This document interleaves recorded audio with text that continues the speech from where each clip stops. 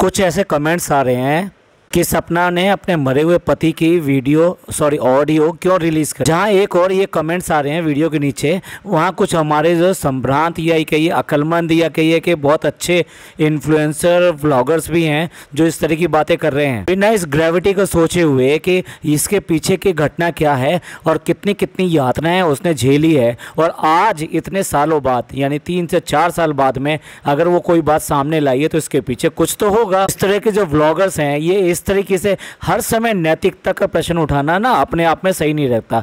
नैतिकता का प्रश्न उठाना चाहिए लेकिन उसके पीछे का भी देखना चाहिए कि ये जिस मॉरलिटी की बात कर रहे हैं उसके पीछे जिस आदमी के लिए बात कर रहे हैं क्या उसके लिए मॉरलिटी जो है कोई वैल्यू रखती है, क्या मॉरलिटी शब्द जो है उसके लिए कुछ होता है। जो व्यक्ति ये कह रहा है कि अब तू किसी को भी बुला ले, किसी को भी आवाज़ दे ले और किसी को भी अपने लिए बुला ले, कोई भी तेरे लिए नहीं आ पाएगा, यानी वो गारंटी दे रहा है इस बात की कि घर का कोई भी आदमी तेरे को बचा नहीं सकता। और उसने यहाँ तक कहा कि उसके घर वालों का भी कोई भी आदमी यहाँ आके तेरे को बचा नहीं सकता। सोच के देखिए जब किसी के लिए सारे रास्ते बंद हो जाएं और उसके बाद में उसको मारा पीटा जाए, उसको बोलने भी ना दिया जाए, यहाँ तक कि उसको अपनी आवाज़ भी ना निकालने दी जाए और ये सब उस कंडीशन में हो कि जो वो 6 मंथ प्रेग्नेंट हो, तो भाई कितना ये दर्दनाक सीन होगा या कितना दर्दनाक बात होगी। जो ये दर्द सह रहा है उसकी भाई लिमिट है उसकी दर्द सहने की। क्या एक ही वीडियो है? क्या ये एक बार ही हुआ था ऐसा मार पिटाई? सोचने वालों ने कभी भी ये बात नहीं सोची कि एक ही क्लिपिंग आई है। अभी तो हो सकता है उसके पास में एक नहीं 50 क्लिपिंग हो और तरह तरह की चीज़ों को उजागर करने के लिए, यानी जो उसके सास की उजागर करती हो, जो उसके ससुर की उजागर करती हो, जो उसके हस्बैंड की उजागर करती हो। देखिए कोई भी अपने संबंधों के बीच की वीडियो या क्लिपिंग नहीं बनाता। कौन से घर ऐसे होते हैं जिनमें हस्बैंड एंड वाइफ के बीच में लड़ाइयाँ और झगड़े नहीं होते? कौन वीडियो बनाता है, कौन क्लिपिंग कर रखता है? कोई भी नहीं रखता। लेकिन सोचिए अगर ये वाली घटना या ये वाली चीज़ें बार बार होने लगें, यानी ये यातनाएं ख़त्म होने का नाम ही ना लें, तब आप कहीं ना कहीं इस यातना से निकलने का कोई ना कोई रास्ता देखना चाहेंगे। और एक बार बताइए, क्या आप कहेंगे कि आपके साथ ऐसा हो रहा है तो कोई दूसरा विश्वास कर लेगा? कैसे विश्वास कर लेगा भाई? घर के लोग तो कोई भी विश्वास करने वाला नहीं है, क्योंकि जब सारे के सारे लोग ऐसे मिले हुए हों तो किसी भी तरीके से विश्वास कर सकता है, यानी कोई भी विश्वास नहीं करेगा। तो बाहर वालों के लिए तो और भी ज़्यादा प्रॉब्लम रहेगी। और फिर घर वालों के ऊपर डिपेंड करता है वो किस तरह का कौन सा और आरोप लगा दें जिससे कि बजाय इसके कि कोई आपके साथ में सहानुभूति रखे वो उसका और उल्टा असर हो। तो ऐसे में ही आदमी फिर सोचता है कि चलो अब एक क्लिपिंग बनाते हैं या ये चीज़ जो है सबूत के तौर पे रखते हैं जिससे कि ये हम दूसरे लोगों को दिखा सकें और उनको विश्वास दिला सकें कि हम कितने ज़्यादा प्रताड़ित हैं, कि यातनाएं सहन करते हैं। कोई दूसरा किसी के दर्द को क्यों करके समझेगा? लेकिन आप देखिए एक क्लिपिंग ने कितने लोगों के दिल में दर्द जगा दिया। यही वजह होती है कि आदमी सबूत बनाने की कोशिश करता है, कोई ना कोई अपना प्रूफ बनाने की कोशिश करता है जिससे कि अपनी बात को सच साबित कर सके। लोगों ने झूठ बोल कर ऐसे ऐसे षड्यंत्र कर करके लोगों ने अपनी जुबान का खुद ही मोल खो दिया है। आज की डेट में कोई किसी की जुबान का विश्वास नहीं करता, लेकिन अगर आपके पास प्रूफ है तो आपके ऊपर 100% विश्वास किया जाएगा। आप जरा ये सोच के रखिए कि कल को कोई किसी को फंसा लेता है और उसको ब्लैकमेल कर रहा है और एक के बाद एक अपनी बातें मनवा रहा है और मनवाता चला जा रहा है, तो एक दिन तो वो भी आदमी ऐसा ही करता है कि वो किसी ना किसी तरीके से ये कोशिश करता है कि किसी तरीके से ये मेरे साथ कुछ करे तो मैं उसको रिकॉर्ड करूँ, उसका प्रूफ बनाऊँ और फिर जाके सबको बताऊँ कि भाई ये आदमी इतने दिनों से मेरी एक छोटी सी गलती की वजह से मेरे को इतने दिन से ब्लैकमेल कर रहा है और सामने लेकर आता है। तो क्या वो भी गलत है? और भाई किसका पक्ष लेने आ रहे हो, किसके बारे में बात कर रहे हो? जो अपनी पत्नी को अपनी पत्नी ना समझ के एक वस्तु समझ रहा है और उसको जैसे मर्जी उसको ट्रीट कर रहा है, उसको यातना दे रहा है। और देखिए उसने कई बार ये सब काम किए होंगे, एक बार नहीं कई बार किए होंगे, तब जाके उसने ये सोचा होगा कि मैं क्लिपिंग बनाती हूँ। और ऐसा नहीं है कि ये सारी चीज़ें सास ससुर के साथ में भी होती होंगी, वो भी बुरी तरीके से उसे प्रताड़ना करते होंगे, उसे बुरा भला कहते होंगे। ऐसा थोड़ा ना कि वही कहता होगा, ये सारी चीज़ें वो भी कहते होंगे। जब वो उससे परेशान हो जाते होंगे तब वो अपने बेटे से कहते होंगे और बेटा इस सब की खुंदक जो है अपनी वाइफ से आके निकालता है। आश्चर्य मत कीजिए, ये वही सच है जो हमारे गाँवों में, ग्रामीण इलाकों में आज की डेट में भी ना जाने कितने घरों में होता है। और कुछ लोग तो ऐसे होते हैं जिन्हें यातनाएं देने में मज़ा आता है, जैसे कि ये वाली अगर रिकॉर्डिंग सुने तो आपको क्या लगेगा कि वो जो है ये सब चीज़ें गुस्से में कर रहा है। ऐसा लग रहा है कि उसे और ज़्यादा करके उसको मज़ा आ रहा है। जैसे ही उसको कोई विरोध मिलता है सुनने को कि वो अपना जो है बोले जा रही है तो उसका मुंह भी दबाता है, जो चिल्ला रही है तो उसका मुंह दबाता है, उसका सर दीवार में मारता है, उसका गला दबाने की कोशिश करता है। इस सब से ऐसा लगता है कि उसको इस सब को करने में बहुत मज़ा आ रहा है। कहीं ना कहीं उसकी आत्मा संतुष्ट हो रही है, या उसके ईगो या उसके अंदर जो सनकीपन है वो कहीं ना कहीं सेटिस्फाई हो रहा है। तो भाई ऐसे घिनौनेपन को आप कैसे समर्थन दे सकते हैं? बेशक वो अब इस दुनिया में ना रहा हो। और क्यों, ऐसे भी बहुत सारे इंसान हैं, जितने भी इस तरह के लोग होते हैं, चाहे वो डिक्टेटर रहे हों या फिर शासक रहे हों, इन्होंने ना जाने कितने लोगों को हत्या की है, कितने लोगों को मारा है, और अपने ऐशो आराम के लिए या ये कहिए अपनी खुशी के लिए किस किस तरीके से लोगों को परेशान कर करके, उनकी चीखें सुन सुन के, उनके खून देख देख कर तब जाके उनको मारा है। और ऐसी ऐसी यातनाएं दी गई कि वो पनाह मांगने लगे कि भाई अब तो मुझे मार दो, मुझे मार दो।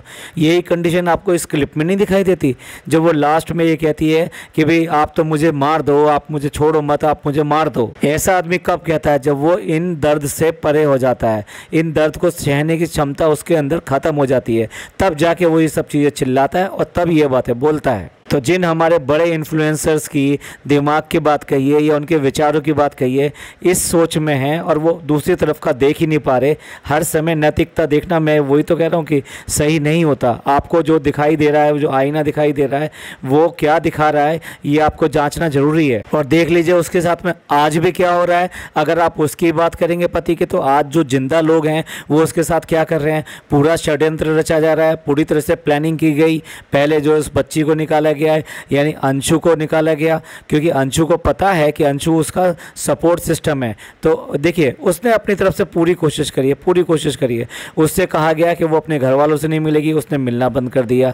उससे कहा गया कि अपने घर नहीं जाएगी, उसने अपने घर जाना बंद कर दिया, अपने पीहर जाना बंद कर दिया। उससे कहा गया कि तुम्हारा पीहर वाला यहाँ नहीं आएगा, तो उसने उनको मना किया, रो रो के मना किया, तुम मेरे पास मत आओ, मुझे देखने मत आओ, जब मैं मर जाऊँ तब भी नहीं आना।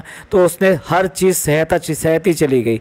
जो जो उन्होंने कहा उसने सब चीज़ें की हैं।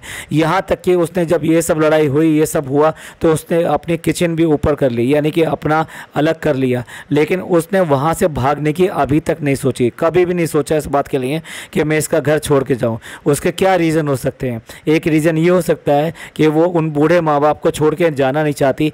वो ये समझती है कि मेरे पति की जो जिम्मेदारी थी वो अब मेरी जिम्मेदारी है, तो मैं इनको रखूँगी। यही वजह है कि जब जब उसके सास ससुर ने उसके साथ बड़ा गलत व्यवहार किया और बहुत उसको प्रताड़ित किया, तो उसके बाद में उसने कई बार व्लॉग में कुछ बातें बोली, लेकिन लोग उसको जो है बुरा बुरा कहने लगते हैं जब उसके सास ससुर को। तो उसी ने उनको ये कहा कि नहीं, आप उनके लिए नहीं बोलेंगे, मेरे माँ और बाप हैं वो, आप उनके लिए ऐसा नहीं बोल सकते। जिस समय ये भी बात हो रही थी कि दोनों के दोनों पति नहीं रहे थे उसके, उस समय इसके सास ससुर को बहुत ज़्यादा सुनाया जा रहा था कि वो अपने बेटे की मौत के ऊपर कुछ भी नहीं कर रहे हैं, ना पुलिस में जा रहे हैं, ना कुछ कर रहे हैं। तो वो ये सब जो है उनको सुनाया गया। तब भी जो है उनकी तरफदारी लेने के लिए यही बहू आई थी उनकी, तो उस समय भी उसने इनका ही साथ दिया। असल में क्या होता था कि यहाँ पे ये ट्रेजेडी चलती थी कि एक बार वो मारता पीटता था, ये सब करता था, और फिर अगले दिन या एक दो दिन बाद में उसको पुचकारता था, प्यार करता था, ये करता था। तो वही सोचती थी कि ठीक है, ये सब जो गई बात होगी, अब कम से कम आगे कोई ऐसी बात नहीं होगी। अपने आप को भी करेक्ट करती होगी कि मैं कोशिश करूंगी कि ये ना हो और वो ना हो, अपने आप को रोकने की कोशिश करती होगी। और इस तरीके से ज़िंदगी आज तक वो अपनी चलाती आई। और इसी तरीके से सास ससुर के बारे में भी उन्होंने जो भी कुछ कहा, उसके बाद में उसने अपना फैसला जो है रोका। एक बार वो वहाँ से जाना चाहती थी, लेकिन उसके सास ससुर ने उसे रोका, तो वो अगेन रुक गई। लेकिन डियर, इस बार क्या हुआ? इस बार जब उसके साथ में ये सब किया गया और उसने घर छोड़ने का फैसला किया, तो इसके सास ससुर ने एक बार भी उसको रोकने की कोशिश नहीं करी, बल्कि क्या व्यवहार किया, उससे पास जो भी चीज़ें हैं वो और सारी चीज़ें छीन ली जाएं। यानी उसके पास में जितने भी गहने थे वो उसके, असल में क्या, शादी के बाद में ये जो गहने होते हैं ये औरत के होते हैं, ये कोई आदमी के तो होते नहीं हैं। लेकिन उसकी सास ने एक एक गहने को देने से मना कर दिया। यहाँ तक कि जो उसने अपने लिए ये बनाए, यानी कि देखो शादी में चढ़े वो अलग बात है, ठीक है माँ बाप ने बनाए होंगे, लेकिन उसके बाद में पति ने बनाए, उन सब गहनों पर भी उसका अधिकार नहीं है। उसको भी मना कर दिया कि वो नहीं लेगी। जाएगी और वो अपने बनाए हुए सुई धागे मांग रही है कि वो मैंने बनाए थे वो तो दे दो, उसके लिए उससे हामी भर रही है कि हाँ दे देते हैं। और फिर देखो ये तो चलो दूसरे घर की आई हुई लड़की है, लेकिन एक बात तो सोचो, वो जो सास है वो किस घर की आई हुई है, वो भी इस घर की थोड़ी ना है। तो क्या उसका इन सब चीज़ों के ऊपर कैसे अधिकार हो गया, गहनों पे, सब चीज़ों पे?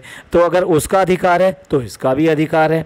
और फिर देखिए ना, अगर मान लीजिए ये सब चीज़ें उसकी हैं और कोई भी चीज़ें इस सपना की नहीं है, तो वो 2 बच्चियाँ किसकी हैं? वो बच्चियाँ क्या इस घर की नहीं है? ये सब कह रही थी ना जो कि तू क्या अपने घर से लेकर आई थी, तो क्या ये बच्चियाँ जो अपने घर से लेकर आई है? ये जो 2 बेटे थे इस घर के अंदर, ये इसकी माँ जो अपने घर से लेकर आई थी? इस उम्र में आके इतनी शर्मनाक हरकतें करना और ये सब करना, ये अब क्या कह सकते हैं? अपना बुढ़ापा का आदमी खुद खराब करता है।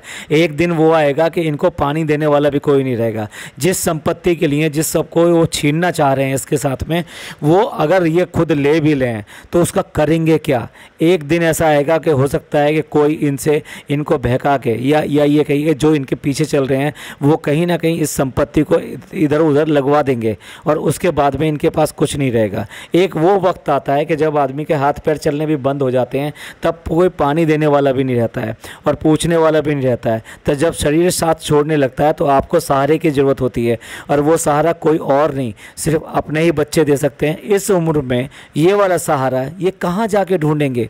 कुछ दिनों में ये बच्चियाँ थोड़ी सी बड़ी हो जाती, ये समझने लगती दादा दादी क्या चीज़ होते हैं, तो वो डेफिनेटली वो दादा दादी की फ़िक्र करती और उनको संभालने की कोशिश करती और फिर ये सपना भी करती, जैसा कि आज तक करती आ रही थी। सच पूछा जाए तो इन्होंने नहीं छीना है, ये खुद उनसे छिन गया है। वो सब चीज़ें, सुख, चैन, आराम, तकलीफ़, ये सारी चीज़ें उनसे छिन गई हैं। अब कर्मा एक दिन जो जवाब देता है, तो एक दिन वो ज़रूर आएगा, तो जब वो अपने इन किए हुए पे पछताएंगे। अब आगे चल के वो किसका नाम लेंगे, किसके सहारे ज़िंदगी काटेंगे? कम से कम 2 बच्चियां तो थी जिनके सहारे वो, जिसके अंदर वो अपने बेटों को देख सकती थी, दोनों बेटों को देख सकती थी, लेकिन वो भी उन्हें मंजूर नहीं था, क्योंकि नफ़रत इतनी ज़्यादा होगी कि लड़कियाँ ही तो हैं, जाने दो, क्या फ़र्क पड़ता है, लड़के होते तो अलग बात थी। भाई इस कंडीशन में उसको सपोर्ट कीजिए, ये सब बातें करना बंद कीजिए। ज़रूरत जो है उसको सपोर्ट करने की है, उसका मनोबल बढ़ाने के लिए, जिससे कि वो आगे अपनी ज़िंदगी को नई शुरुआत में लगा सके। आप लोगों का इस सब के बारे में क्या विचार है कि आप लोगों को किस तरह से उसको समर्थन करना चाहिए और उसको आने वाली ज़िंदगी को संवारने के लिए, अपने समेटने में आप किस तरह से उसके भागीदार बन सकते हैं? अगर ये पॉडकास्ट आपको अच्छा लगा हो तो प्लीज़ लाइक कीजिए, सब्सक्राइब कीजिए, शेयर कीजिए। थैंक यू, धन्यवाद, शुक्रिया।